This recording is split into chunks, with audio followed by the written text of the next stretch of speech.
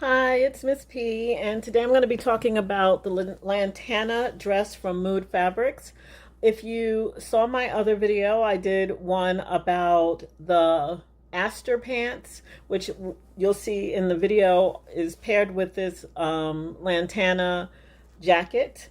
I made both of them around the same time, thinking that they'd be a really cool kind of spring, summer outfit for various reasons. I never really wore it this spring or summer.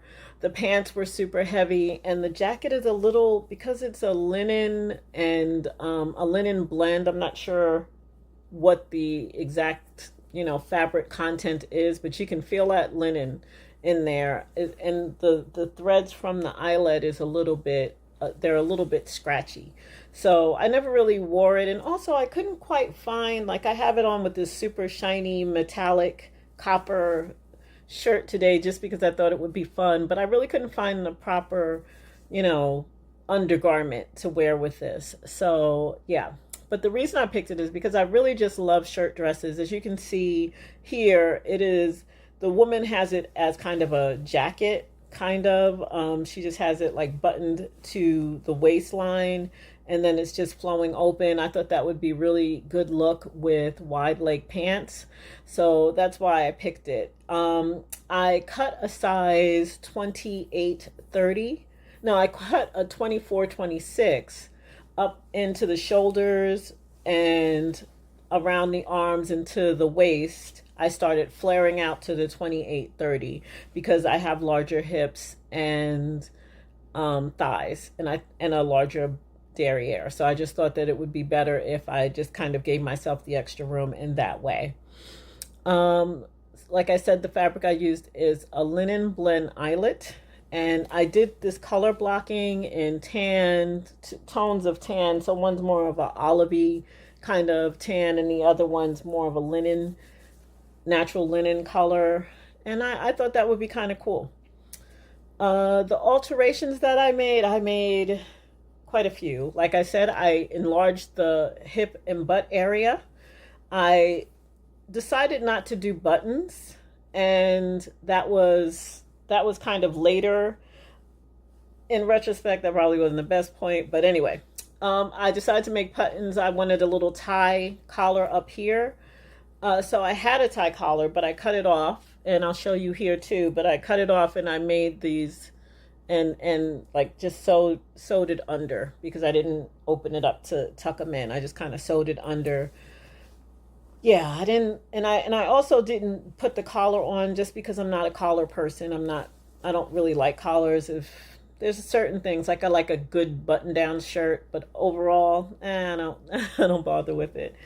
I also enlarged the arm, the sleeve of the arm, not the armhole, because I'm actually very small in the shoulders, and the circumference of my shoulder is kind of small, but my arms themselves are kind of big. So I made the arm a little bit bigger, and I didn't put in the buttons on the sleeve because they were in a weird place, and I just was like, I don't need them, and I don't.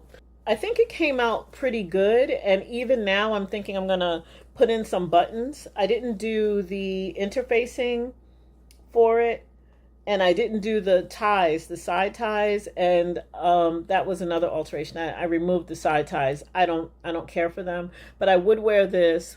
I would put buttons on it, which I still might, and I would wear it with a belt.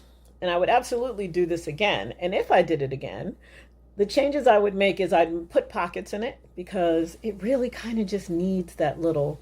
I mean, the pants have pockets and I can open it up and put it in. I do like that look, but I also like the idea of having a pocket on the outside.